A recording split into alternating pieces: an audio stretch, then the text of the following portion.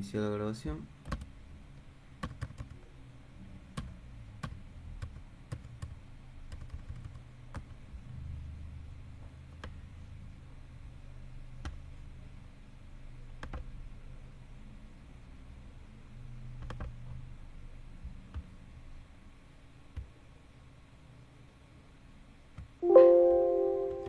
Bueno, entonces lo que nos tocaría ver hoy, como para cerrar todo lo que tiene que ver con objetos, es algún que otro detalle más de herencia,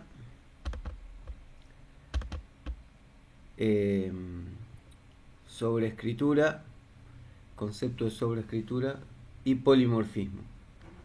¿No? Vamos a ver esos conceptos.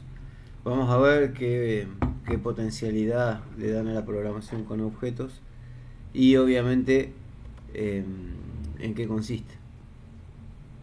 Esto es un poco un repaso de lo que vimos en la clase pasada. Sé que esto lo vamos a ver por arriba, a modo de repaso, ¿no? O sea, el concepto de herencia, nosotros concebimos una nueva clase que la llamamos subclase como un refinamiento de una clase superior o superclase. Entonces la clase superior o la superclase es más general y esa subclase va a ser más específica, entonces va a tener detalles en relación a la especificidad. Y bueno, y acá estaba el ejemplo que habíamos visto, que también nos permitía visualizar un poco la idea de jerarquía de clases, ¿no? La clase persona era la superclase y después teníamos las subclases cliente y médico.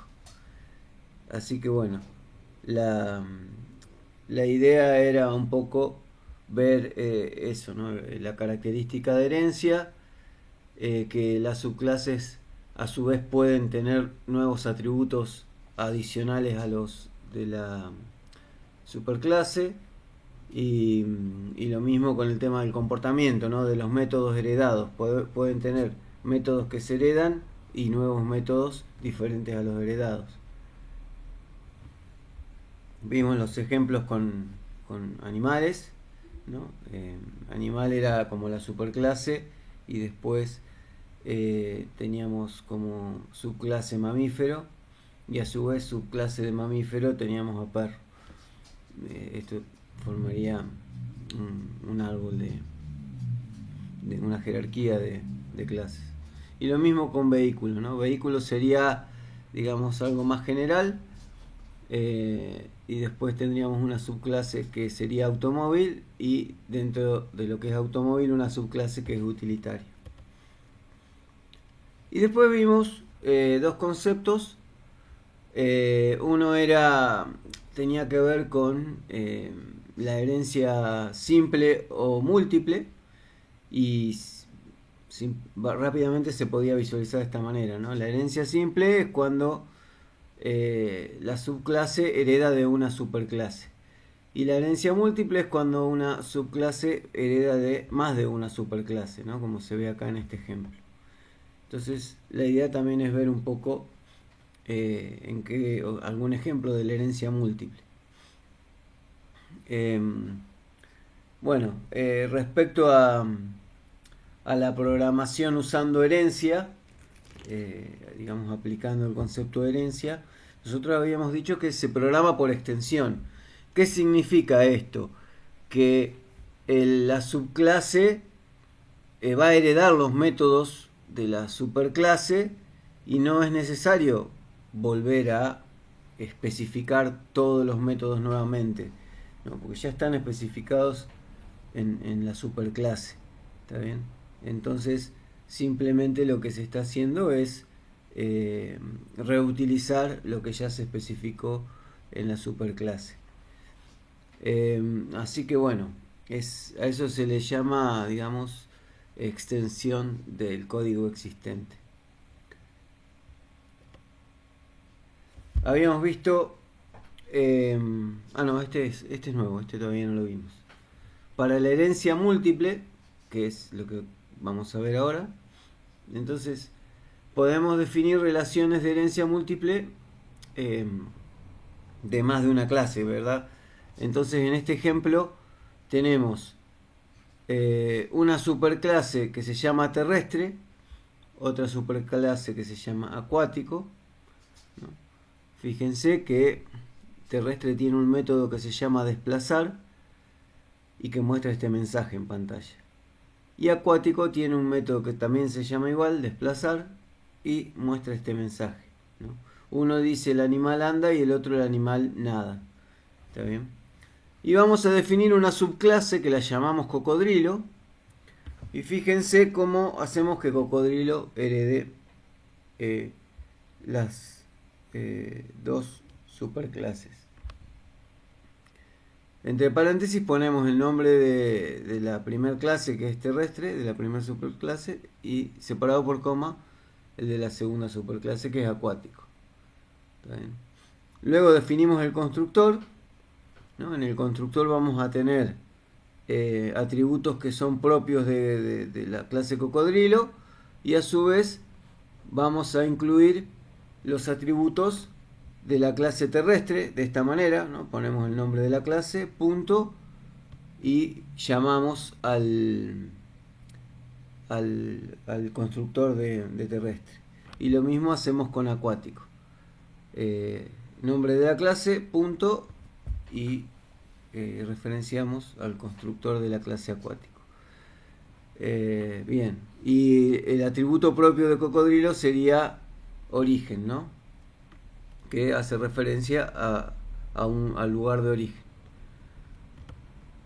Bueno, entonces, para este ejemplo que vimos recién,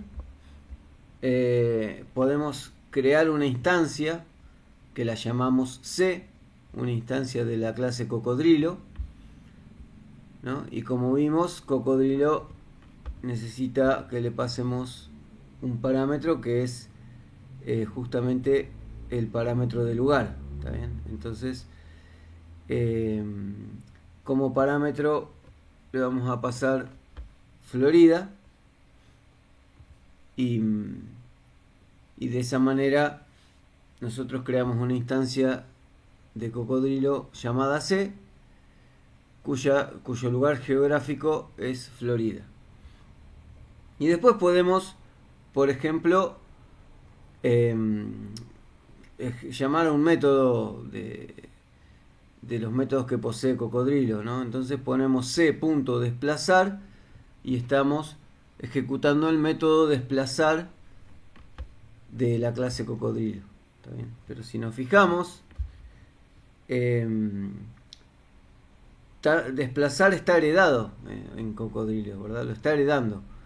Y podemos ver que está heredando el mismo método de ambas superclases, de terrestre y de acuático.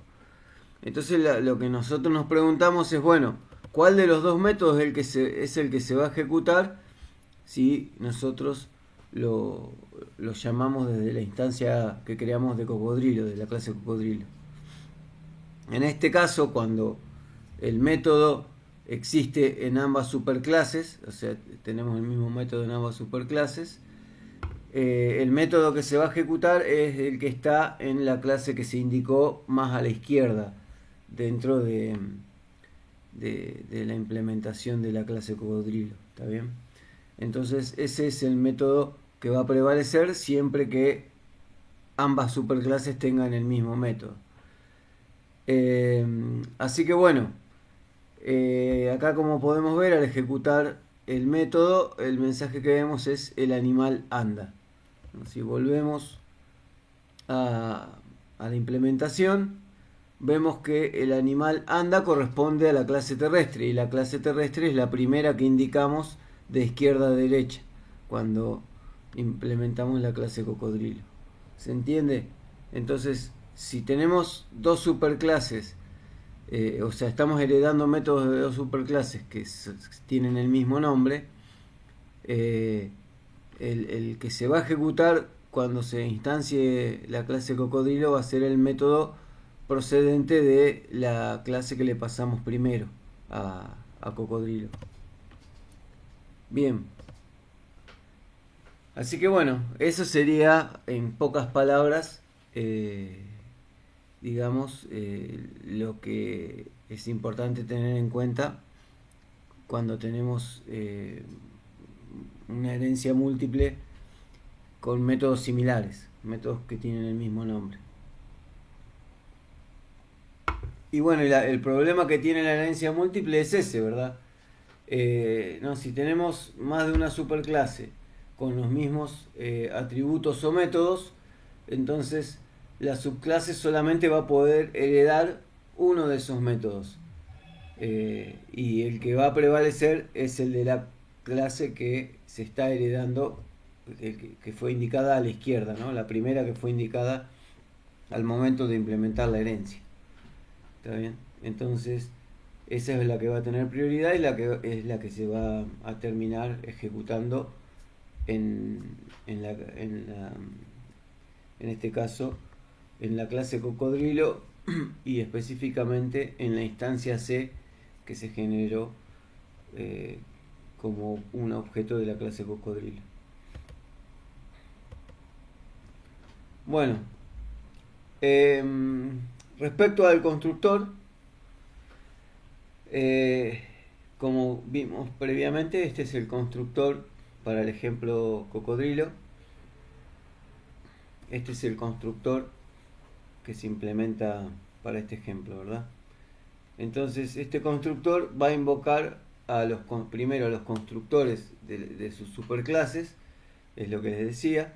Se invocan poniendo el nombre de la superclase, punto, y referenciando al constructor de la superclase, y lo mismo para la otra superclase. Y bueno, al hacer eso, lo que estamos haciendo es inicializar las variables de la instancia que se está heredando, variables de instancia, y a su vez vamos a tener variables propias, ¿verdad? Variables de instancia propias. En este caso, origen, es la única que tiene propia cocodrilo. El resto de las variables de instancia las hereda de terrestre y acuático. El concepto de sobrescritura. Antes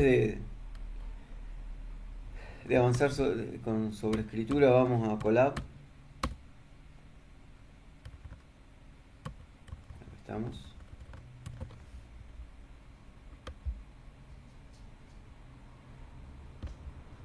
Voy a un poco de zoom.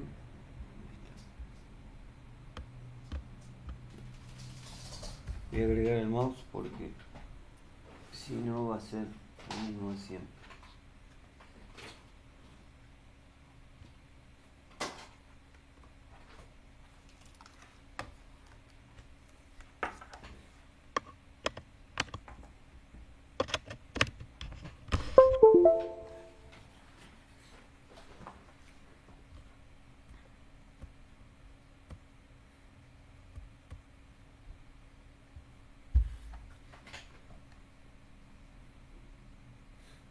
Bueno, estos son un poco los ejemplos de repaso de herencia. Este era el ejemplo de composición.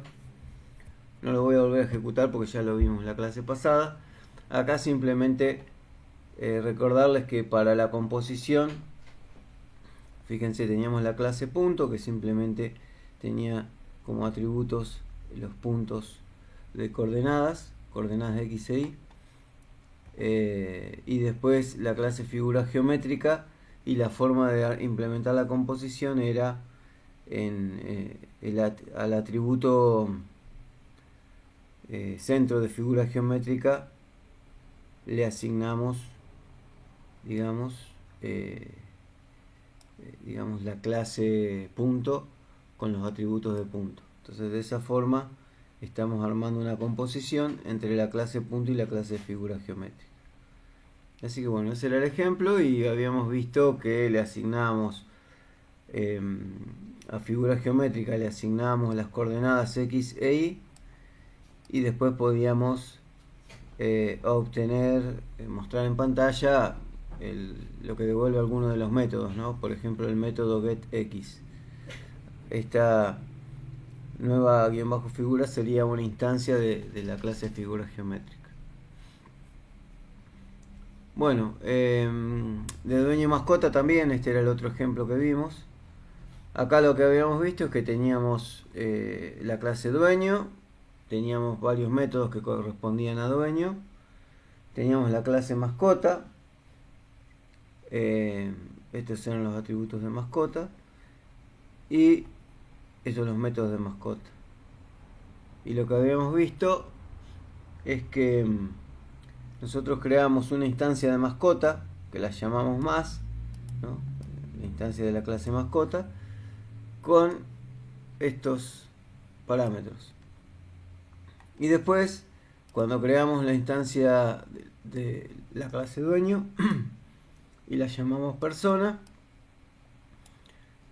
en la ubicación donde va la información de la mascota, podríamos, en lugar de pasar información de la mascota, ponemos directamente como parámetro la instancia mascota que creamos previamente, ¿no?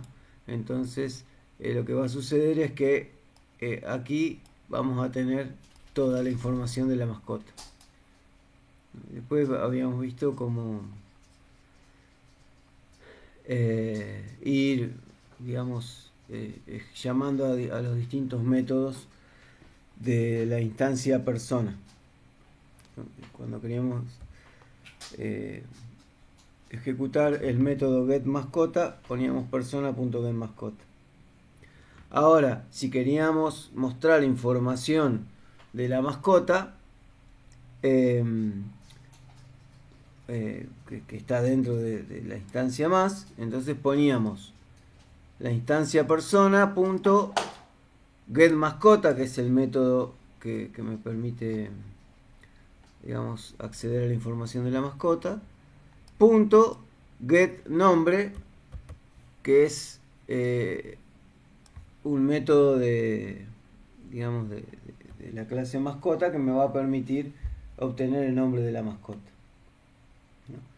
Ven, entonces cuando generamos la composición, cómo es que se accede a un método por medio de otro, ¿no? O sea, siempre usando punto, la separación de punto, ¿no? Nombre de instancia, punto, nombre del método de esta instancia, punto, nombre del método de la instancia que se está componiendo. Y este es el ejemplo de herencia múltiple, ¿no? Este es el que vimos recién. Entonces tenemos la clase terrestre, la clase acuático y la clase cocodrilo. Cocodrilo hereda la clase terrestre y la clase acuático, ¿no? Va a heredar los métodos de ambas. Y obviamente cuando implementamos el constructor también estamos llamando a los constructores de tanto de las clases que se están heredando, tanto de terrestre como de acuático. Bueno, esto es el ejemplo que vimos recién. Entonces podemos crear una instancia que la llamamos C de la clase cocodrilo, le pasamos como parámetro la ubicación geográfica Florida, y después podemos ejecutar el método C.desplazar, ¿no? Que es lo que habíamos visto hoy. Como es un método heredado y como ambas superclases tienen el mismo método desplazar, entonces lo que vamos a verificar acá es cuál de las dos prevalece. Dijimos que prevalece la de la izquierda, o sea, debería prevalecer terrestre. Entonces, si prevalece terrestre, el mensaje que se va a mostrar al llamar el método desplazar es el animal anda. Entonces, ejecuto esto.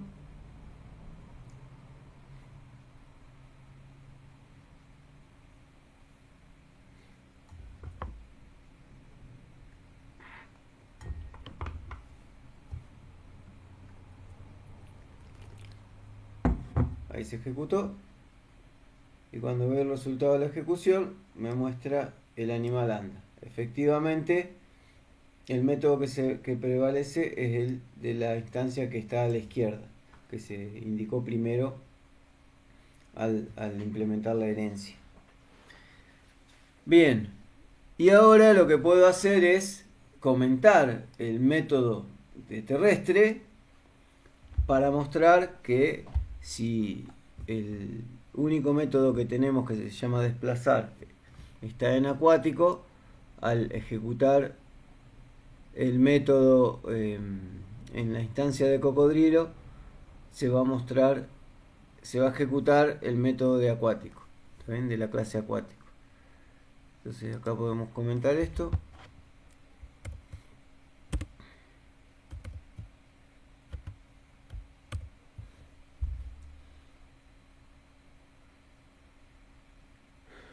Y volvemos a ejecutar.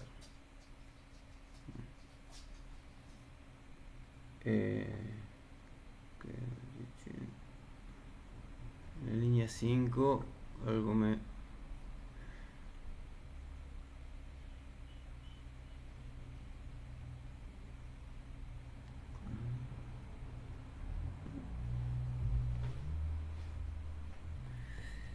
Ah, está bien.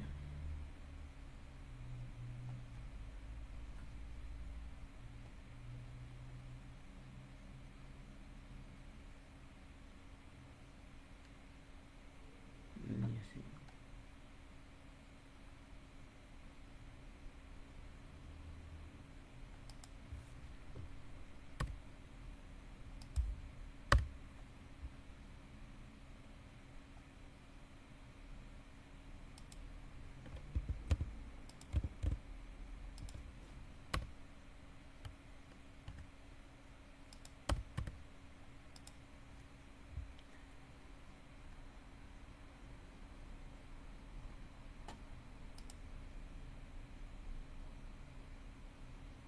Bueno, ahí está.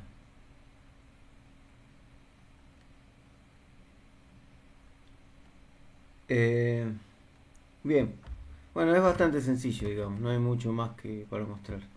Y ahora el otro concepto que queremos desarrollar es el de sobreescritura. El de sobreescritura tiene que ver justamente con eso, ¿no? Nosotros tenemos una superclase con un método, ¿no? Y supongamos que tenemos en una subclase que va a heredar va a heredar la superclase, un método con exactamente, digamos, la misma firma. Que tenga la misma firma significa que tiene el mismo nombre, el mismo tipo de resultado, digamos, de lo que devuelve, y la misma lista de argumentos. Entonces, tenemos en este caso, no es que son dos superclases con el mismo método, sino la superclase tiene un método y la subclase tiene el mismo método. ¿Se entiende? Entonces acá lo que nos interesa saber es qué está pasando si yo llamo al método desde una instancia creada desde la subclase, ¿no? Lo que va a estar pasando es que estoy sobreescribiendo ese método desde el método de la superclase desde la subclase. ¿Está bien? Entonces cuando yo creo una instancia de la subclase y quiera ejecutar ese método, voy a estar ejecutando el método que se implementó en la subclase. ¿Está bien? Entonces la sobreescritura lo que nos permite a nosotros es definir un método en una subclase con características similares al de la superclase, y agregarle, o sea, personalizarlo de alguna manera, ¿no? Y entonces sabemos que va a prevalecer el de la subclase, siempre que el método se llame desde una instancia de la subclase. Pero bueno, a eso le llamamos sobreescritura.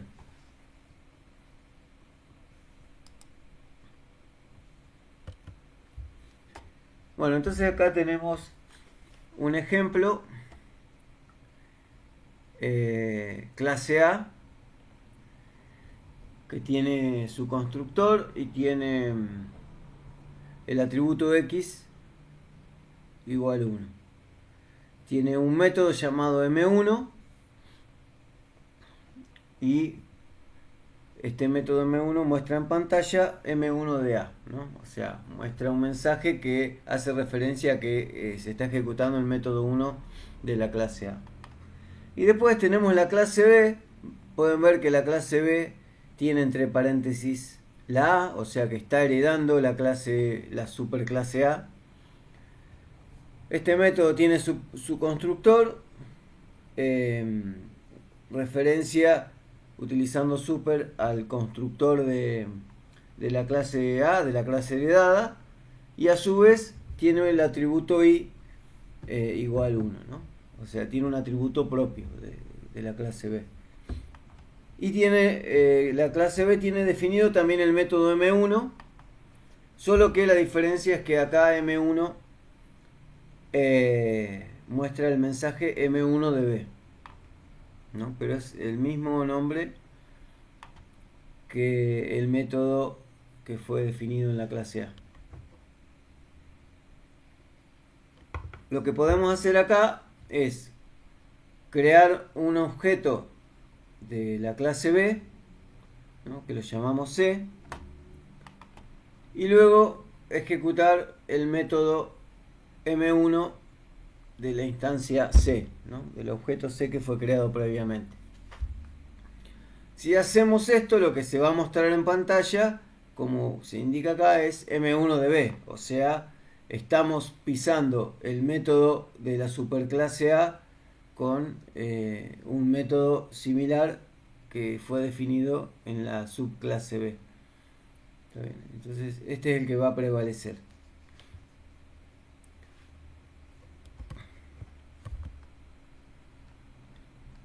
Bueno, este es el ejemplo. Acá sí, acá es donde, digamos, acá está lo que les quería mostrar. Si yo ejecuto esto, lo que va a suceder es eso, ¿no? O sea, creo la instancia C de la subclase B, ejecuto el método M1 y se va a ejecutar el método que está definido dentro de la subclase B. Y acá vemos que el resultado es M1 de B. Eso nos muestra que se está ejecutando este método. Luego, si nosotros, o sea, se está pisando el método definido en la superclase A con el método que fue redefinido en la subclase B. Entonces, si comentamos, ¿no?, el método de la subclase B y volvemos a ejecutar, lo que se debería mostrar en pantalla es justamente la ejecución del método de la superclase A, ¿no? O sea, se debería mostrar este mensaje. De esa forma estamos verificando que lo que estaba pasando era realmente eso, ¿no? Que el método de la superclase estaba siendo pisado por un método con el mismo nombre de la subclase B. Acá ejecuté y fíjense que me mostró en pantalla M1 de A. Este es el resultado de la ejecución. O sea que claramente cuando llamo al método M1 de la instancia C, si la clase B, la subclase B no tiene implementado M1, entonces se va a ejecutar M1 que fue definido en la clase A, en la superclase A. Es más que nada para este ejemplo, es bien sencillo, pero sirve para eso, para mostrar la sobreescritura, el efecto de la sobreescritura cuando una clase heredada y tiene un método que también existe en la clase que está heredando.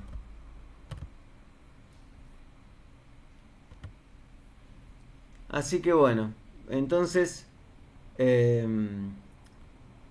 lo que hacemos entonces para lograr o sea, para demostrar la sobreescritura es eso. Definimos el método M1 en la clase, digamos, derivada B. eh, y de esa forma vemos que el método de la clase B está pisando al método de la superclase A.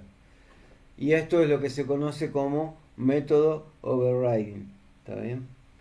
Cuando se crea el objeto o se instancia, digamos, se crea una instancia de la clase B y se llama al método M1, entonces lo que verificamos fue eso, que el método que se va a tomar es el que fue implementado en la clase B y no el de la superclase, ¿no? Como para verificar eso, hicimos la ejecución y vimos que el mensaje que se mostraba era el que estaba en el método M1 de la subclase B. Después comentamos ese método, volvimos a ejecutar y vimos que al no existir dos métodos con el mismo nombre, se iba a ejecutar el método implementado en la superclase A. Bien.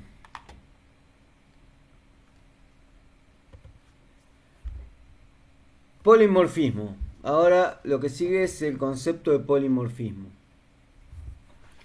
Polimorfismo hace referencia a la capacidad que tienen los objetos que provienen de diferentes clases de responder al mismo mensaje, pero de diferentes maneras, ¿no? Entonces, a eso le llamábamos polimorfismo. Ya habíamos visto el concepto en la primera clase, en donde vimos los conceptos de la programación orientada a objetos. Así que, básicamente, el polimorfismo lo que hace es que diferentes clases respondan al mismo mensaje, pero de distinta manera, ¿no? O sea, significa que esas clases tienen implementadas el mismo método, realizan la misma tarea, pero de distinta forma, ¿no? El contenido del método es diferente. Así que bueno, y esta característica del polimorfismo se ve claramente, digamos, en una jerarquía de clases en donde las subclases sobrescriben métodos heredados, ¿está bien? Entonces, de esa forma, cada subclase va a tener el mismo método, pero implementado de distinta manera porque está, digamos, adaptado a las características de la subclase, de cada subclase. Bien, entonces, si nosotros queremos utilizar o aplicar el polimorfismo, se realizan los siguientes pasos, ¿no? Primero vamos a definir una jerarquía. La jerarquía obviamente implica herencia, o sea que subclases van a heredar características de una superclase. Luego se va a implementar una interfaz común en la superclase y luego se codifican las subclases. En cada una de estas subclases se van a codificar diferentes versiones de los métodos especificados en esa interfaz común, ¿está bien? Y eso es lo que llamamos overriding. Acá como ejemplo tenemos vamos a importar una librería que se llama Seaborn, que se utiliza para graficar, ¿no? Esa es la característica de esta librería. Tiene soporte para graficar.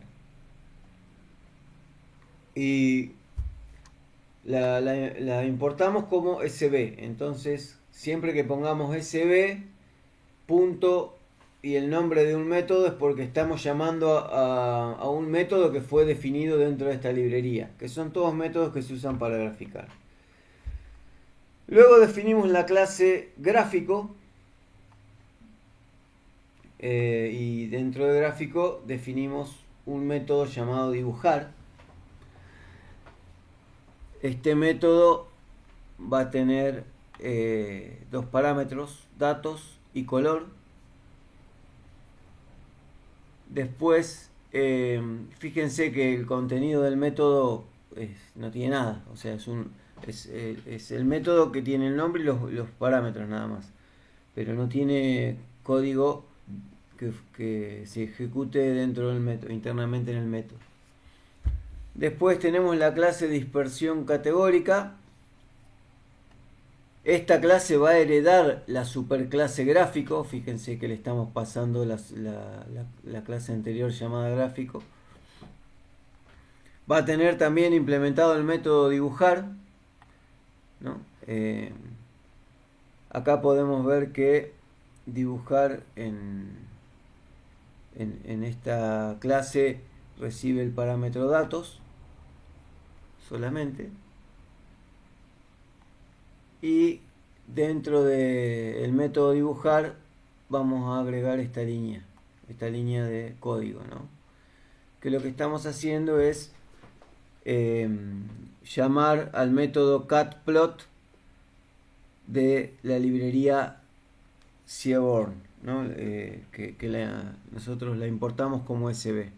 Entonces ponemos sb.catplot y estamos llamando a un método implementado en la librería que se utiliza para graficar. A este método le pasamos los datos,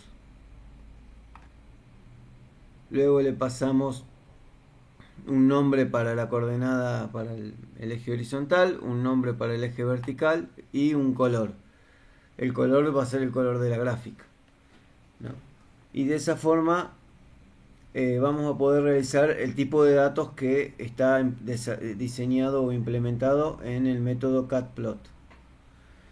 Luego definimos otra clase, o llamémosle subclase, otra subclase, y la llamamos curva, que va a heredar la clase gráfico. También tiene un método llamado dibujar, pero el contenido del método está, digamos, ejecutando o llevando adelante otro método de la librería Seaborn, que es lineplot. ¿Está bien? El método lineplot también requiere que le pasemos como parámetros los datos, un nombre o etiqueta en el eje horizontal, una etiqueta en el eje vertical y un color, ¿no? En este caso el color es orange, ¿no? En el caso anterior es green, o sea, acá vamos a hacer una gráfica de color verde y acá una gráfica de color naranja. Y por último, la subclase pares también hereda la superclase gráfico, también tiene un método llamado dibujar, pero a diferencia de las otras dos subclases, esta subclase va a ejecutar el método pairPlot. Y bueno, dependiendo entonces de la subclase, lo que va a ir variando es lo que se va a graficar, ¿no? El tipo de gráfica. Los datos, fíjense que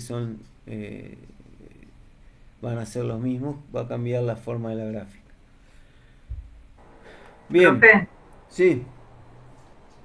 ¿hay documentación, digamos, de dónde saber, qué sé yo, qué métodos tiene disponible cada librería? Sí, sí.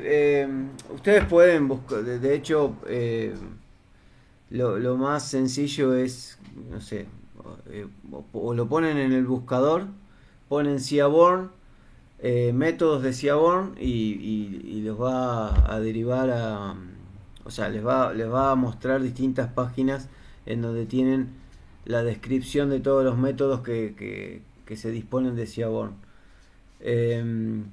Y si no, también tienen la ayuda, ¿no? Porque cuando ustedes, por ejemplo, acá estamos usando Colab. Cuando nosotros importamos la librería, todas las librerías tienen una ayuda, una descripción de lo que contienen, ¿no? De los métodos que contienen. Así que eso se puede obtener muy fácilmente. Acá van a utilizar, por ejemplo, librerías como Seaborn para graficar, para hacer gráficas. van a ver que la mayoría de los métodos son, o sea, contienen la palabra plot, porque justamente es un método que nos permite hacer algún tipo de gráfica.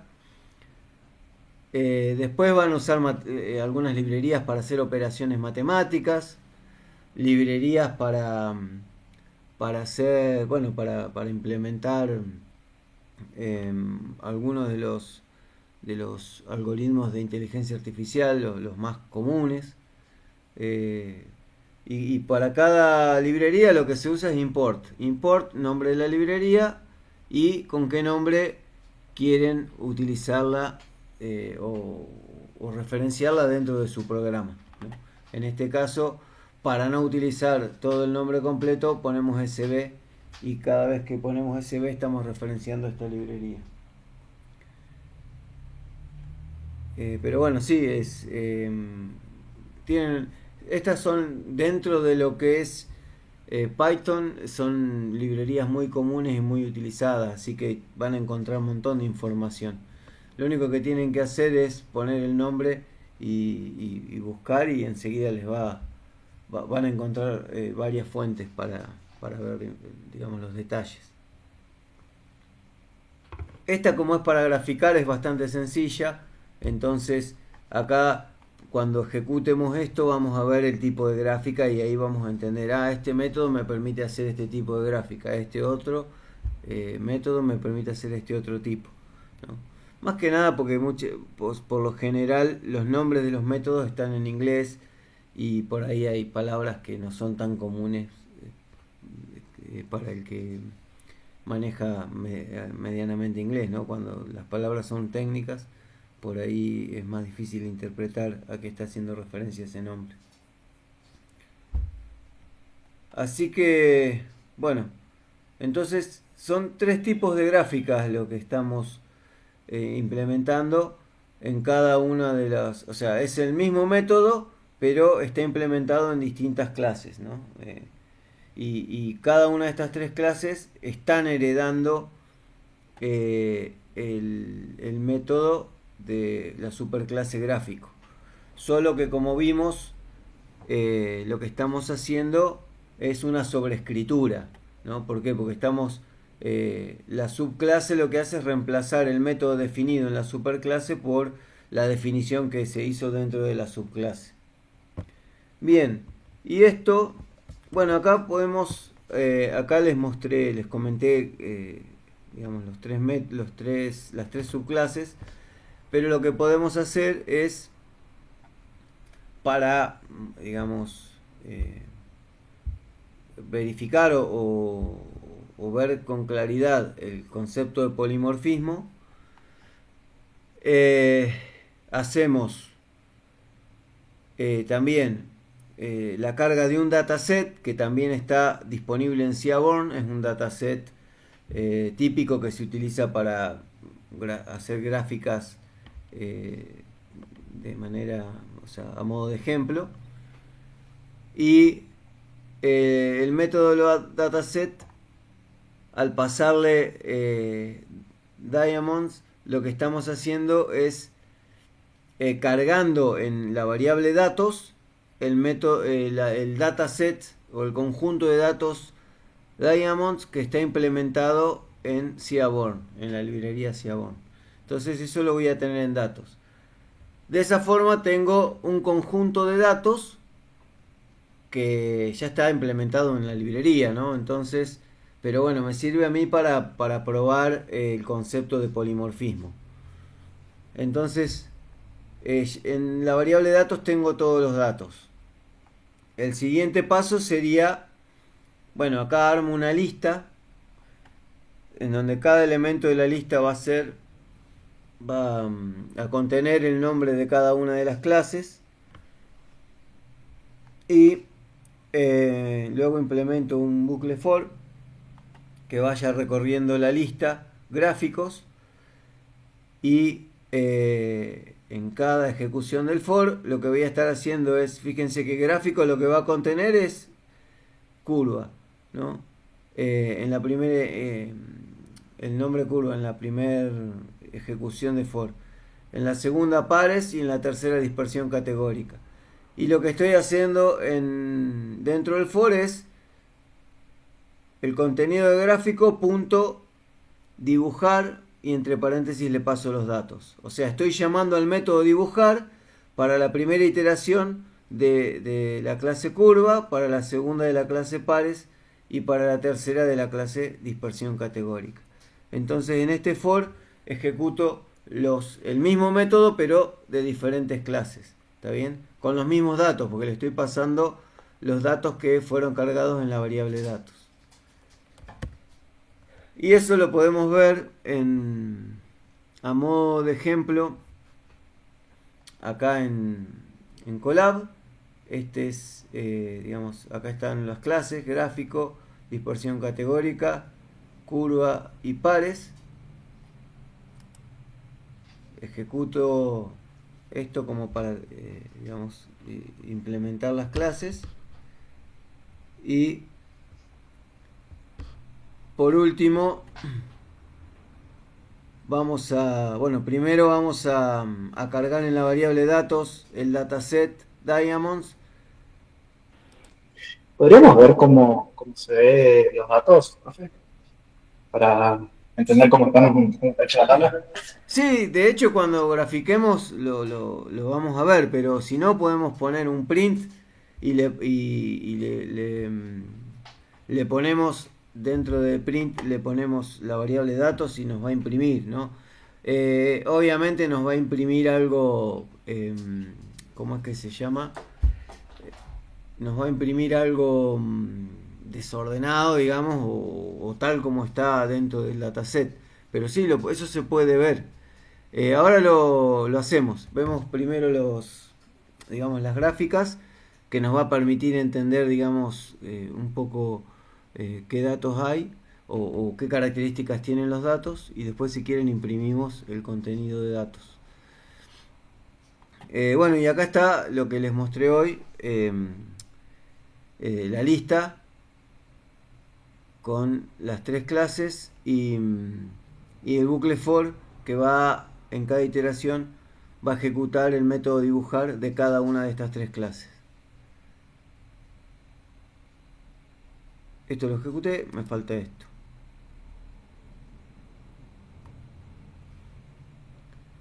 Bien, ahí lo ejecuté y lo que puedo ver son los gráficos, ¿verdad? Son tres gráficos, entonces acá lo que tengo que hacer es subir en esta barra de desplazamiento para visualizarlos todos, porque son bastante grandes y no se ven todos juntos. Acá se pueden ver un poco las características de los datos por medio de esta gráfica.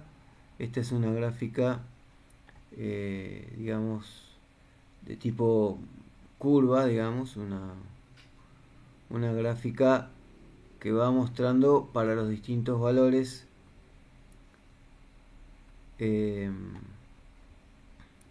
digamos, para las distintas categorías, los distintos valores, ¿no?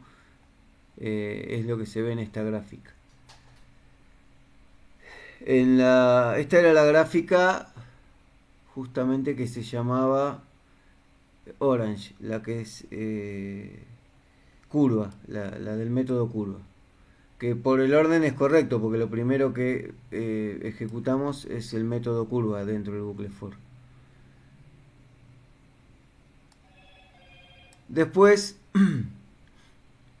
tenemos la segunda gráfica, que era del método, la segunda gráfica era de pares, del método pares, este de acá. Y esta gráfica, fíjense que lo que hace es mostrarme la información como si fuera un gráfico de barras, ¿verdad? Así que bueno, es otra forma de visualizar la información. Dependiendo del tipo de datos y las categorías que tenga de esos datos, es como es conveniente graficar, ¿no? Bien. Esta gráfica que tenemos acá es similar a esta otra, ¿no? Tiene características de histograma. No sé si han utilizado histogramas, pero bueno. Y la última es la de dispersión categórica, que es la gráfica de color verde y que lo que nos hace es hacer una gráfica de dispersión categórica justamente con los datos, ¿no? Cada uno nos grafica los datos como puntos verdes, porque justamente entre los parámetros del método le dijimos que queríamos que los datos se grafiquen de color verde. Y acá nos muestra la cantidad de datos o de puntos o datos, como quieran llamarlos, que se están dentro de la categoría ideal. Estos son todos los puntos que están dentro de la categoría premium y así sucesivamente. ¿Qué me falta? Bueno, no, les decía que ustedes pueden graficar usando print. Sin ningún problema ponen print entre paréntesis lo que quieren graficar y se los grafica, ¿no? Muchas veces graficar no, se los muestra. Print es para mostrar en pantalla, les muestra. No quiero mezclar porque graficar es lo que hicimos recién, es mostrar la información con algún formato de gráfico, ¿no? Entonces perdón, vamos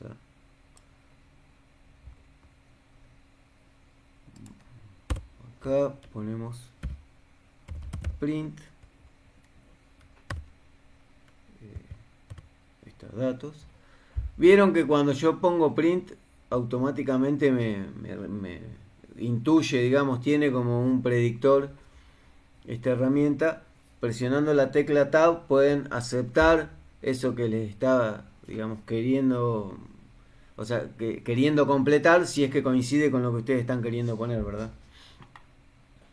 Así que bueno, entonces ponemos print datos, los pongo acá si queda fuera de los gráficos y no se mezcla tanto la información. ¿Ven? Y acá usando print estoy viendo el detalle de los datos que tiene ese dataset llamado Diamonds, ¿no? Que no sé bien en qué consiste el dataset porque es un dataset que se utiliza de ejemplo, así que no sé, pero bueno, uno puede de alguna manera intuir que estamos hablando de información de distintos tipos de diamantes, ¿no?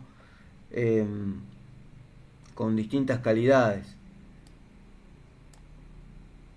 Pero bueno, así es como se visualiza la información, ¿ven? Tienen distintas categorías y en cada categoría tienen la información correspondiente a esa categoría. O sea, que permite clasificar los datos en esa categoría, ¿no? Bueno, esto es, digamos, como se ve el contenido del dataset usando print, ¿no? En realidad, por lo general, es más, o sea, como ven, tiene formato de tabla, ¿está bien? Y acá les está diciendo, acá muestra los primeros datos del dataset y acá muestra los últimos. Tienen gran cantidad de datos. Les está diciendo que tienen 53.940 filas por 10 columnas. O sea que es una tabla enorme. No la muestra completa porque si no sería inviable, pero nos muestra los primeros y los últimos, las primeras y las últimas filas de la tabla del dataset. Por lo general uno utiliza el formato, digamos, archivos con extensión CSV, que es de tipo planilla de cálculo. Es un formato que nos permite, que se puede abrir con un Excel y nos permite ver la información en formato de tabla. Entonces de esa forma es más fácil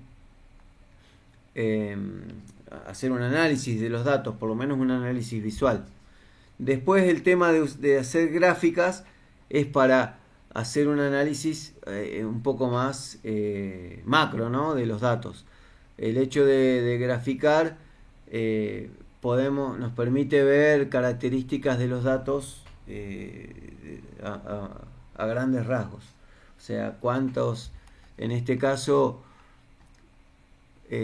como les decía, ¿no? Cuántos datos tenemos del dataset que están en la categoría ideal, cuántos que están en la categoría premium, cuántos están en la categoría good, ¿no? Eso es lo que podemos ver haciendo estas gráficas que les mostré acá debajo, ¿no?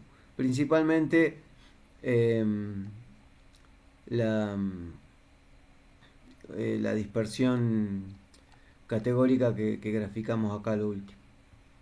Pero bueno, es eso. O sea, como verán, mayormente van a utilizar siempre un conjunto reducido de sentencias en programación, y después van a dedicarse a llamar a métodos de librerías ya predefinidas, ¿no? O sea, eso va a ser lo común, lo tradicional, ¿no? Está bueno que entiendan, digamos, cómo implementar clases, los métodos que van dentro de las clases, cómo después hacer una instancia de una clase y cómo ejecutar un método definido dentro de una clase. Pero la realidad es que lo que van a terminar haciendo es esto: importar una librería, por ejemplo esta que es para graficar, y después llamar a los métodos que están dentro de esa librería para hacer distintos tipos de gráfica. Si yo quiero ejecutar estos métodos que son para graficar, le tengo que pasar datos y después otros parámetros que no son, o sea que por lo general no son obligatorios, pero por ahí es recomendable pasarlos como para que la gráfica sea más agradable o más, desde el punto de vista visual, sea más fácil de interpretar. Entonces, pero bueno, eso es lo que van a terminar haciendo, ¿no? Para graficar, llamar a métodos que ya están implementados dentro de una librería llamada Seaborn. Para inteligencia artificial, llamar a métodos que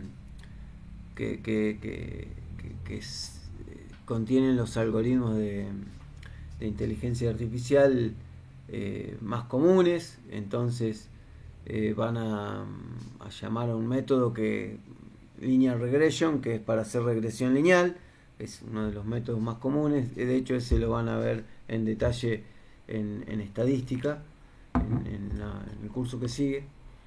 Y van a pasarle datos, obviamente. Le van a pasar un dataset en un formato similar al ejemplo que vimos recién. Y bueno, como van a ver, con regresión lineal pueden hacer una especie de predicción o obtener información faltante en base a la información que tienen del dataset, ¿verdad? Van a ver que es 80-90% eso. Después, las líneas de códigos que pueden llegar a tener que agregar son mínimas. Pero sí está bueno que tengan la base de programación. ¿Por qué? Porque ustedes tienen que saber que si yo importo una librería que dentro de mi aplicación se va a llamar SB, cuando yo pongo sb.catplot, catplot está haciendo referencia a un método que está implementado dentro de esa librería, ¿no? Lo que interesa es eso, ¿no? Que puedan se les pasa un ejemplo, que puedan interpretar el ejemplo de manera sencilla. Así que bueno, y esto es en referencia a ese ejemplo, que lo que trata de mostrar es el polimorfismo. Entonces acá, como mostramos polimorfismo,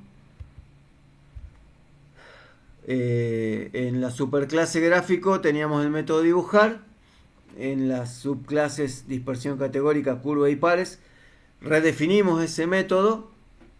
Estas tres subclases heredan la clase gráfico, pero redefinimos ese método y en cada una de estas subclases lo definimos de manera distinta. O sea, las líneas que se ejecutan cuando se llama este método son distintas, son distintos tipos de gráficas. Y de esa forma podemos visualizar claramente el polimorfismo dentro de una aplicación en donde se realiza herencia. Bien. Bueno, y acá entonces está un poco remarcado o resaltado eso que les dije recién. Este es el método dibujar de dispersión categórica, este es el método dibujar de curva, este es el método dibujar de pares. Y acá en el bucle for lo que estamos haciendo es ir en cada iteración del bucle for ejecutar cada uno de estos métodos. Primero el de curva, que es este de acá, segundo el de pares y tercero el de dispersión categórica. Bueno, seguimos entonces con la idea de polimorfismo, ¿no? Hasta acá quedó claro. En este ejemplo que vimos recién,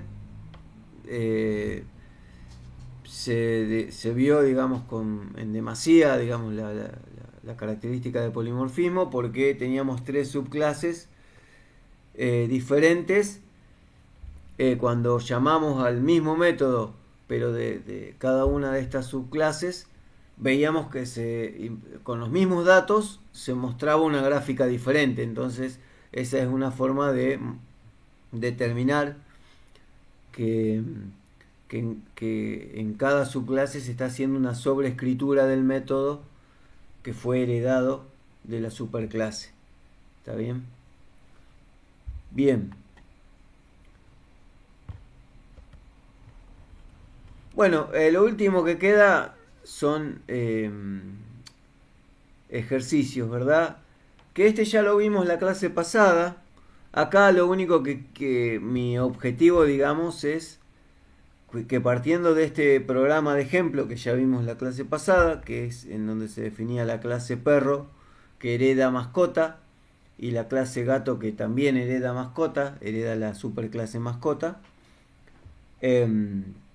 lo que queríamos ver es si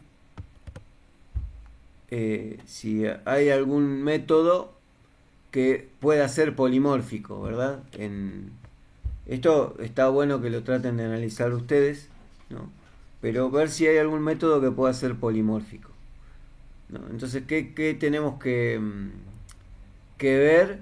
Bueno, cuáles son los métodos que se implementaron en mascota y ver si dentro de la clase perro o la clase gato ese método se está redefiniendo. ¿Está bien? Esa es la idea. Eso lo vimos la clase pasada, pero bueno, ahora se los puedo mostrar. Como ya lo vimos, ahora se los muestro y ya asumiendo que esas clases ya fueron explicadas, entonces no tiene sentido verlas en detalle nuevamente. Pero bueno, la idea es que, por ejemplo, en la clase perro tenemos un método llamado hablar con el dueño y que implementa un mensaje llamado yo ladro. Y en la clase gato tenemos el mismo método, pero que su contenido cambió, ahora se llama yo maullo, ¿no? Entonces acá estamos viendo también la aplicación del método del polimorfismo. ¿Por qué? Porque en cada subclase tenemos el mismo método, pero ese método fue modificado, ¿no? O sea, se realizó una sobreescritura del contenido del método.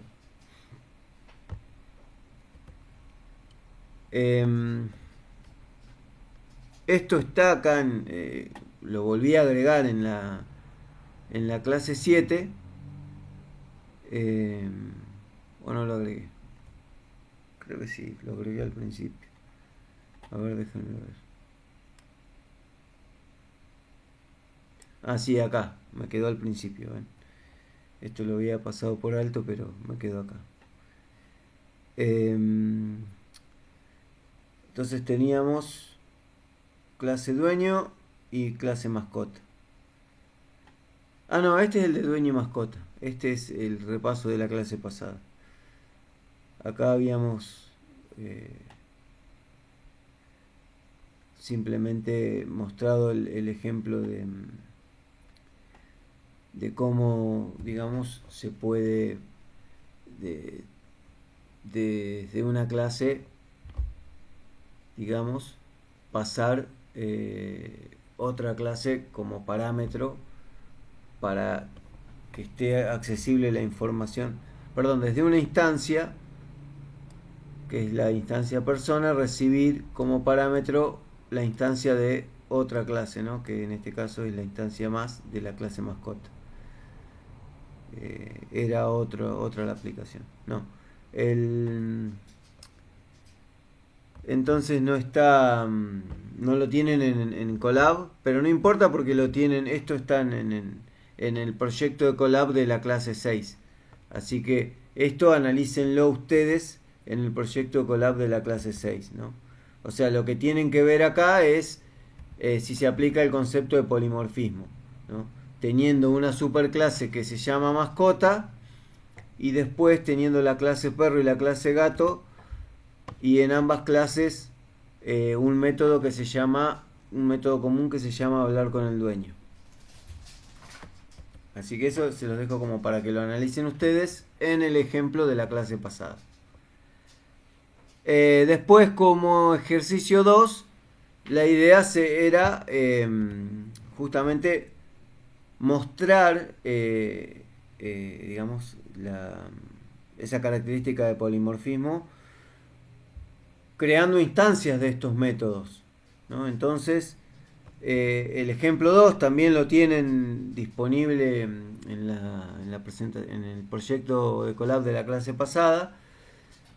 Lo que se hacía era crear una lista llamada mascotas, a esa lista cargarle digamos instancias de mascota, CO que era una instancia de gato, de la clase gato, GA también era de la clase gato, P de la clase perro y P1 de la clase perro, ¿no? En esa lista entonces con happen cargamos todas esas 4 instancias que tienen toda la información que se muestra en cada una de las instancias. Y después implementamos con un bucle for el recorrido de la clase de la lista mascotas y vamos ejecutando el método hablar con el dueño, ¿no? Tanto para el método implementado en la clase gato como en la clase perro. Y así se ve el efecto de polimorfismo, ¿no? O sea, la idea es el mismo ejemplo, lo tienen en el Colab de la clase 6, pero que ahora en ese ejemplo que vimos que lo usamos para mostrar el concepto de herencia, quiero que puedan visualizar el efecto del polimorfismo, digamos, con el método hablar con el dueño. Bueno, ahora sí vamos al ejemplo, el ejercicio 3. Este ejercicio 3 es específico de la clase 7. Y bueno, acá lo que vamos a tener es un método que nos permite calcular el área de distintos tipos, de distintas figuras, ¿no? Entonces vamos a definir una clase base que la llamamos figura. Esta clase, fíjense que tiene un método que se llama área, pero el método no tiene, o sea, está vacío, está implementado de tal forma que pueda ser sobrescrito por cada una de las subclases que vamos a definir luego, ¿no? Entonces tenemos la superclase figura, cuyo método está vacío, no tiene nada, no tiene contenido. Y después vamos a definir subclases, una para, por ejemplo, para un círculo, para obtener el área de un círculo, otra para obtener el área de un triángulo, y así podemos definir distintas clases para distintas figuras geométricas. ¿Está bien? Y bueno, y acá tenemos el ejemplo del círculo, ¿no? En la clase círculo hereda la clase figura con todo el contenido de figura, todos los métodos de figura. Acá se define el constructor de la clase círculo y lo que le agregamos, digamos, como atributo a la clase círculo es el radio, ¿verdad? El atributo radio, porque es lo que necesitamos para poder calcular el área de un círculo. Después vamos a definir el método área dentro de la clase círculo. Y este método, fíjense que con return devuelve el resultado de hacer pi por radio, o sea, pi por radio al cuadrado, ¿no? Que es justamente la fórmula del área de un círculo. Bien. Esto para la clase círculo. Ahora definimos la clase triángulo, que también va a heredar la clase figura. Y dentro del triángulo, ahora, además de los atributos que provienen de figura, vamos a agregar el atributo base y el atributo altura, ¿no? Que son justamente los parámetros que necesitamos para calcular el área del triángulo, ¿no? Base por altura sobre 2. Entonces definimos el método área. El método área lo que va a devolver con return es el resultado de esta operación, ¿no? Que es base por altura dividido 2. Eso es lo que devuelve el método área dentro de la clase triángulo. ¿Está bien?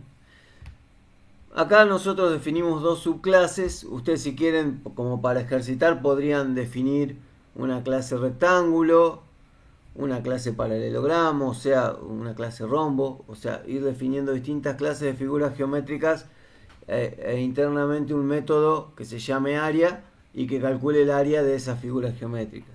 De esa forma también van practicando y se van familiarizando con la forma de implementar una clase y de implementar un método dentro de una clase, ¿no? La idea es naturalizarlo, ¿no? Cuando es como todos, son un montón de terminologías nuevas que uno tiene que ir naturalizando y acostumbrando la cabeza a que las relacione con el concepto al que corresponde. Bueno, definimos entonces esas dos subclases. Y ahora lo que hacemos es crear una instancia de triángulo, de la clase triángulo, y la llamamos T. ¿Está bien? Esta instancia va a tener los parámetros 3 y 5. Recordemos que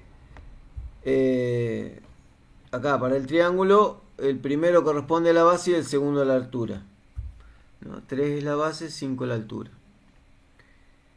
Y luego llamamos al método área de la instancia T. Después creamos una instancia C, que es del método de la clase círculo. Le pasamos como parámetro el radio, en este caso 4. Y luego llamamos al método área de C, ¿no? Entonces, de la instancia C vamos a ejecutar el método área. Los resultados que vamos a obtener son, para el área del triángulo, base por altura sobre 2, 7,5, ¿no? Sería 15 dividido 2, está bien, debería dar 7,5. Y para el área del círculo, pi por radio al cuadrado, en este caso el radio es 4, al cuadrado 16, y pi 3,14, ¿no? O sea, sería 3,14 por 16, y les da 50, algo. Está bien, ¿no? De esa forma verifican eh, con otro ejemplo más, el concepto de polimorfismo, viendo cómo el mismo método implementado en distintas subclases provee, digamos, resultados diferentes, ¿no? Sería como el mismo mensaje enviado a cada una de estas subclases, a cada uno de estos objetos que estamos instanciando con las subclases, me devuelve un resultado diferente o una acción diferente. Bueno, esto lo podemos ver también en Colab porque es lo último que tenemos como ejemplo. Este es el ejercicio 3 de la práctica 7. Me olvidé de decirles porque yo les había dicho ejemplo 3 y en realidad es el ejercicio 3. Bueno, acá al final tenemos el ejercicio 3. Sí, esto es ejercicio.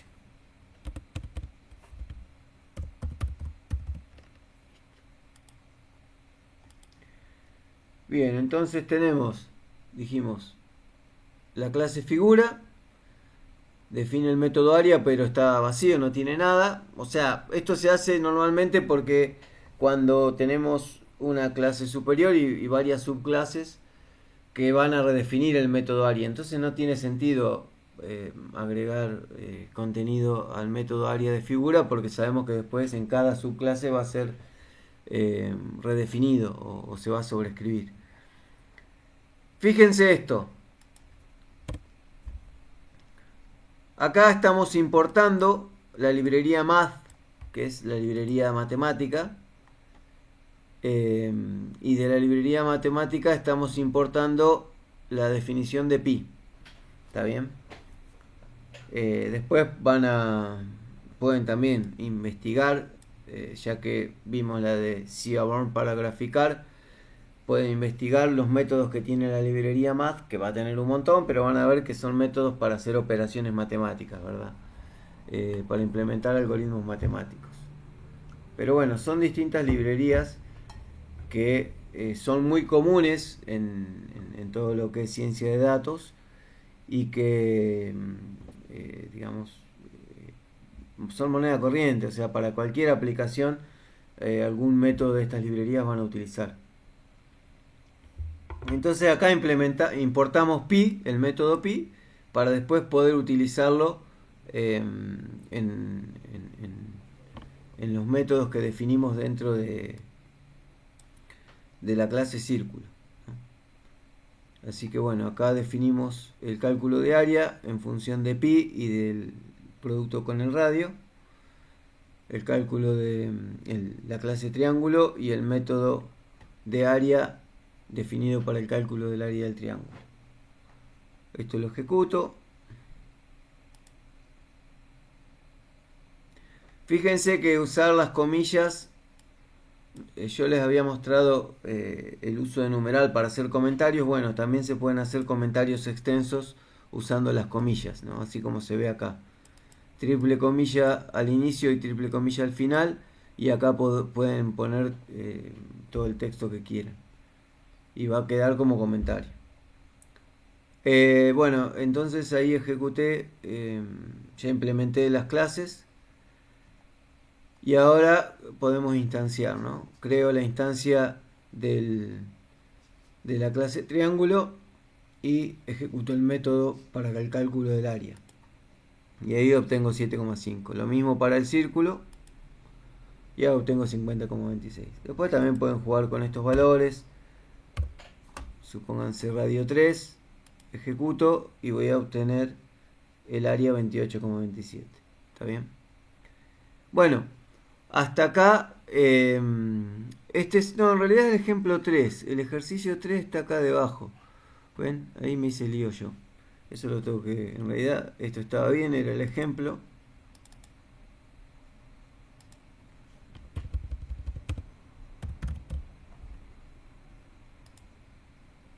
Y acá también tendría que llamarle ejemplo.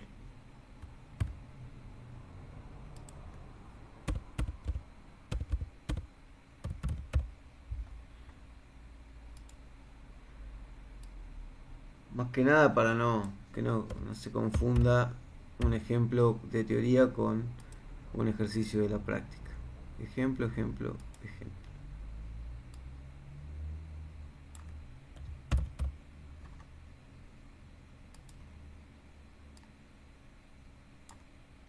Bueno, ahora le damos una mirada a la... Ya guardo estos cambios. Le damos una mirada a la práctica y vemos el ejercicio 3 de la práctica, ¿no? El ejercicio 3.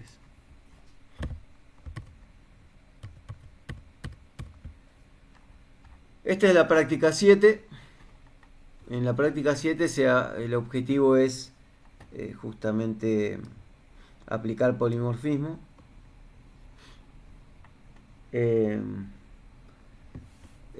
Para el ejercicio 1 sería reutilizar, digamos, el ejercicio 2 de la práctica 6, ¿no?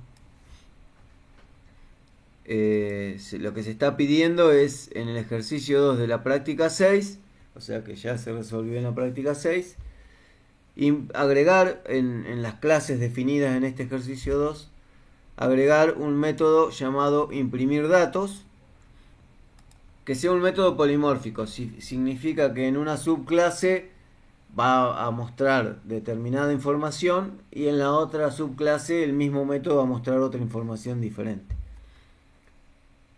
El ejercicio 2 de la práctica 7 les dice que para el ejercicio 3 de la práctica 6 reutilicen la jerarquía de clases implementada e implementen un método polimórfico en cada subclase llamado evaluar, ¿no? Entonces va a haber un método llamado evaluar cuyo contenido va a ser diferente en cada una de las subclases en la que se implemente. Este método va a recibir dos números y va a devolver el resultado correspondiente. Entonces es como si fuera un método, porque recuerden que el ejercicio 3 de la práctica 6 les pedía implementar una clase por cada operación matemática. Entonces, dentro de cada una de estas clases, de estas subclases, podemos implementar el método evaluar. ¿Para qué? Para evaluar la operación matemática, para verificar si la operación se está realizando correctamente. Entonces, el método evaluar recibe dos operandos y si lo implementamos en suma debería devolver el resultado de la suma, ¿no? O por lo menos un ejemplo numérico del cálculo de la suma, ¿no? Evaluar en resta debería devolver un ejemplo numérico del cálculo de la resta, lo mismo multiplicación, un ejemplo de la multiplicación, y lo mismo división. Y por último, el ejercicio 3, esta también es una práctica cortita, les dice, se quiere representar la información de empleados de un club. Dentro de los empleados del club va a haber jugadores y entrenadores. Pueden agregar otro tipo de empleados si ustedes quieren, en principio esos dos. Cualquier empleado va a tener distintas características, o sea, las siguientes características, ¿no? Nombre y sueldo básico. Los jugadores van a ser empleados que se caracterizan por tener también atributos como número de partidos jugados y número de goles anotados. Los entrenadores van a ser empleados que además van a tener atributos como cantidad de campeonatos ganados, ¿no? Además del nombre y el sueldo. Para los jugadores el sueldo a cobrar va a ser el sueldo básico, y si el promedio de goles por partido es superior a 0,5 se adiciona un plus que sería el total de un sueldo básico, ¿está bien? Entonces esa información la tienen que implementar dentro de un método, ¿no? ese cálculo, ¿no? O sea, ahí hay que poner un condicional en donde se verifique cuál es el promedio de goles por partido de ese jugador, para determinar cuál sería el sueldo total de ese jugador, el sueldo a cobrar. Bien, y para los entrenadores el sueldo a cobrar es el sueldo básico al cual se le adiciona un plus por campeonatos ganados. Entonces, en función de la cantidad de campeonatos ganados, el plus puede ser 5.000 o puede ser 30.000, ¿no? En función justamente de la cantidad. O 50.000, si ganó más de 10 campeonatos. Bueno, lo que se pide es implementar la jerarquía de clases. Entonces van a tener una clase que es superior o superclase, que va a ser club, y después van a tener distintas subclases, una que puede ser jugadores, otra que puede ser técnico. ¿Está bien? Jugador y técnico, ahí tienen dos subclases. Y después, dentro de cada subclase van a tener atributos y van a tener métodos, ¿no? Los métodos deberían, por ejemplo, permitir obtener el sueldo a cobrar, o sea, un método para determinar el sueldo a cobrar. Ese método va a ser similar, o sea, ahí se aplica polimorfismo. Y después deberían haber métodos que nos permitan ver, qué sé yo, por ejemplo, un número de goles anotados para la clase jugador, o número de partidos jugados, y para la clase entrenador debería haber métodos que nos permitan ver la cantidad de campeonatos ganados. ¿Está bien? ¿Qué más? Bueno, nos pide que implementemos entonces la jerarquía de clase, nos pide que implementemos los constructores de los jugadores y entrenadores, y que se reciba toda la información necesaria para inicializar un objeto en cuestión, ¿no? Para crear una instancia. Entonces, para eso necesitamos los atributos, que son los que nos permiten pasarle la información a cada instancia o a cada objeto instanciado. Y por último, el inciso C nos pide: cualquier empleado debe saber responder al mensaje calcular sueldo a cobrar, ¿no? Entonces va a haber un método polimórfico que se llame calcular sueldo a cobrar.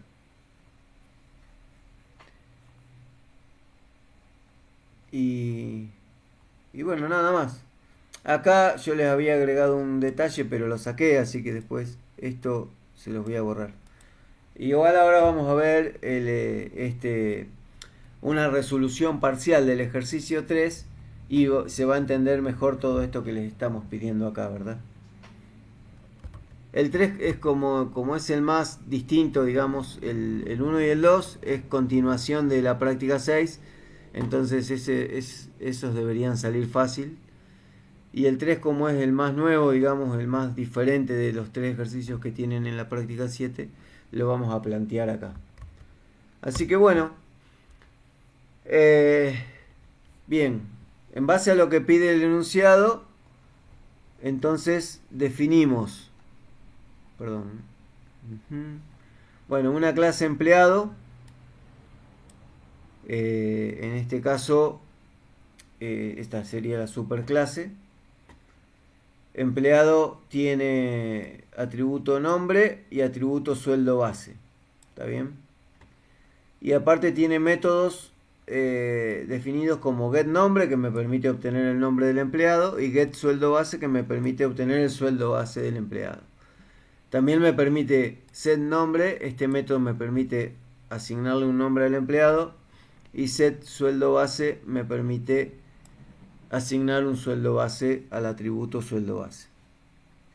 Y por último, el método calcular sueldo a cobrar, que como esta es la superclase empleado, entonces solamente defino el método pero no le agrego contenido. Fíjense que es un método que quedó vacío. Bien. Y después defino la clase jugador,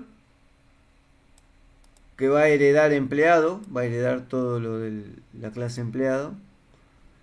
Y lo mismo debería ser para entrenador, ¿no? Definir la clase entrenador. Para la clase jugador,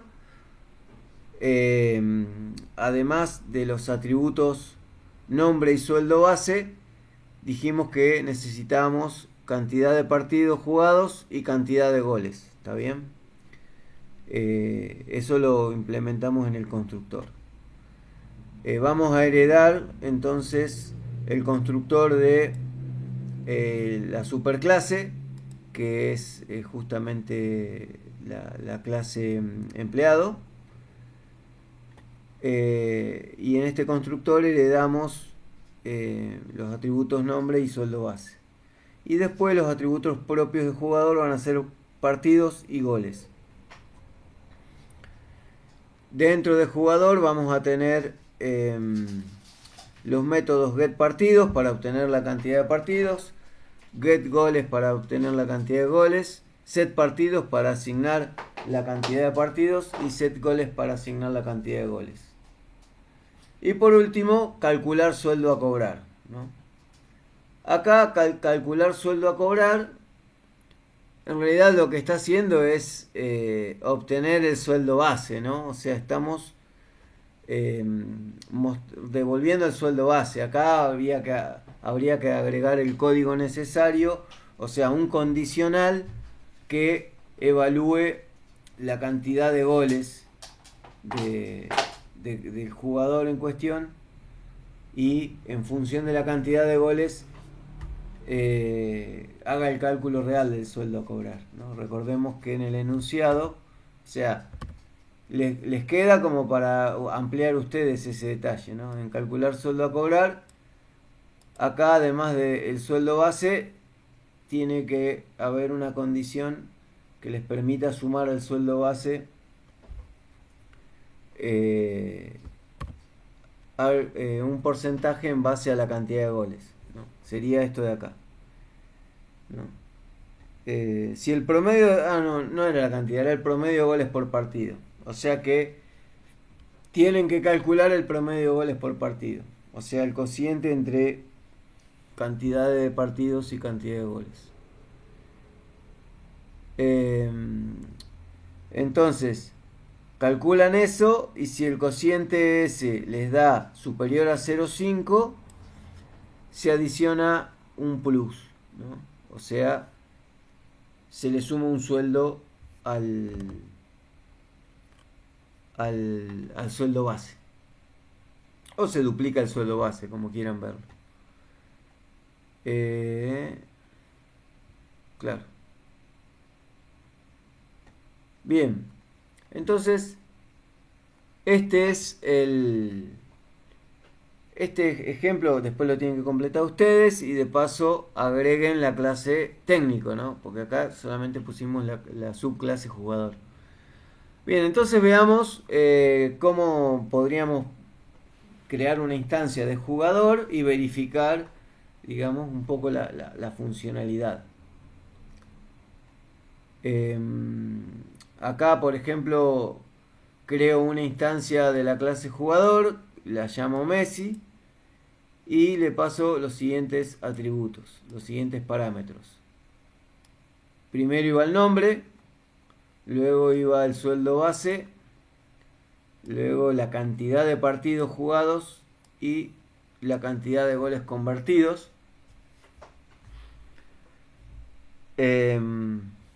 Y cuando llamo al método calcular sueldo a cobrar, debería mostrarse ¿cómo es? El sueldo a cobrar, ¿no? ¿Qué más? Y después podemos también llamar algunos de los demás métodos. Por ejemplo, getGoles. Teníamos implementado getGoles y getPartidos. También podríamos llamar al método getPartidos y también ver la cantidad de partidos, ¿no? Get partidos. Bien, si ejecutamos esto, en calcular sueldo a cobrar, bueno, me va a mostrar el sueldo base, porque acá falta agregar ese detalle que les dije, ¿verdad? Eh, Solamente obtiene el sueldo base, llamando al método sueldo base, y devuelve eso, el método calcular sueldo a cobrar. Así que, si yo ejecuto esto, hay algo que no le gustó, a ver.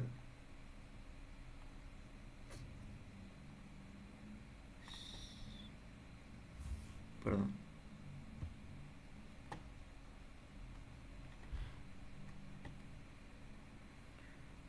Hay un error.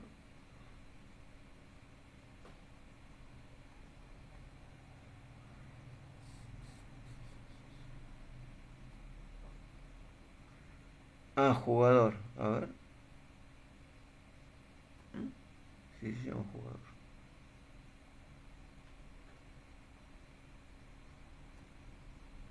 Ah, porque no ejecuté.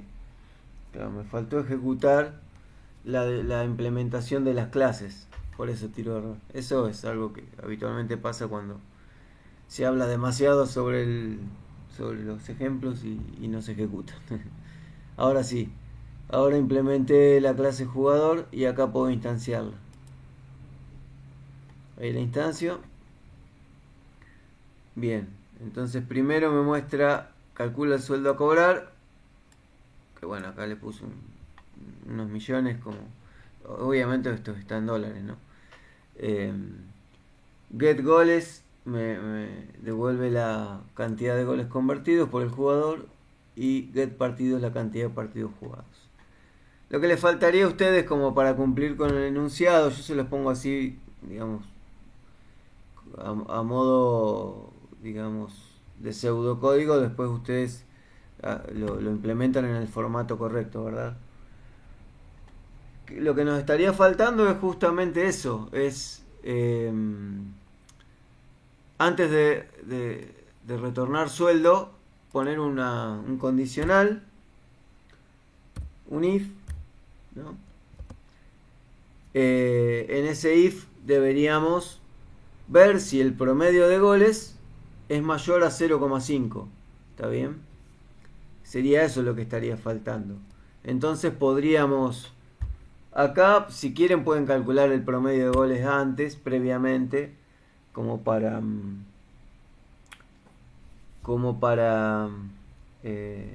digamos...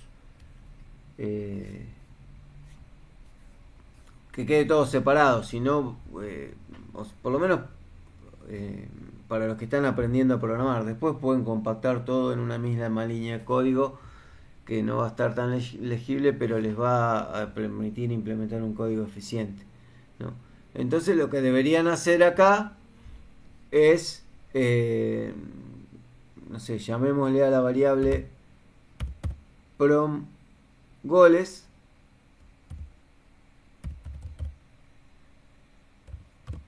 Y a esta variable le asignamos el cociente entre goles, cantidad de goles, y perdón, cantidad de partidos y cantidad de goles, ¿no? Entonces acá deberíamos poner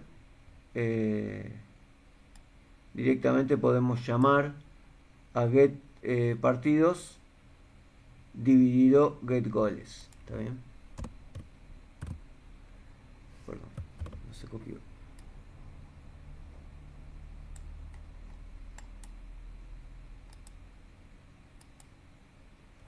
A ver si me lo copió. Uf, me copia todo. Buah. Va a ser más fácil ponerlo a mano. Entonces, promedio de goles. Self.get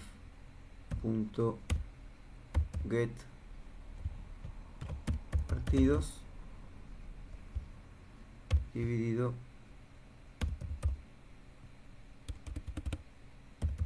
self.get goles. Pero no es al revés, Jorge. Primero goles y después partidos. Sí, no es goles por partido. Tenés razón, sí. Qué mareado que estoy. Es goles por partido. Claro, promedio de goles. Get goles. Get partidos. Self. Punto. Get partido. Listo. Con los paréntesis, ¿no? Porque Ahí está. Bueno, y ahí tenemos el promedio de goles y después simplemente en el if verificamos si con goles es mayor a 0,5.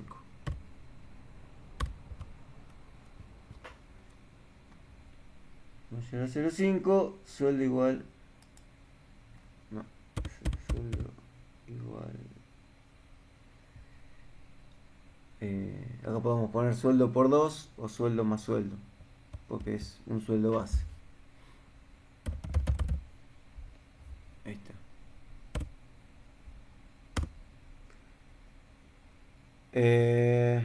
Y return sueldo. Ahí estamos. Bueno, les quedaría algo así. Entonces, si se cumple la condición, el sueldo es este. Y si no, el sueldo es el sueldo base. ¿Está bien? Y lo que vamos a devolver es el contenido de la variable sueldo. Esto sería, digamos, a grandes rasgos lo que deberían agregar ustedes al ejemplo este que les puse, ¿no? Y de esa forma acá les va a devolver el sueldo correcto. Así que bueno, y con eso ya está. La mitad del ejercicio 3 está resuelta. La otra mitad sería similar, pero en lugar de una subclase jugador, tendrían que implementar una subclase técnico con los métodos correspondientes al técnico. Bueno, ahora sí, ya estaríamos con esto. Vamos a tener la grabación.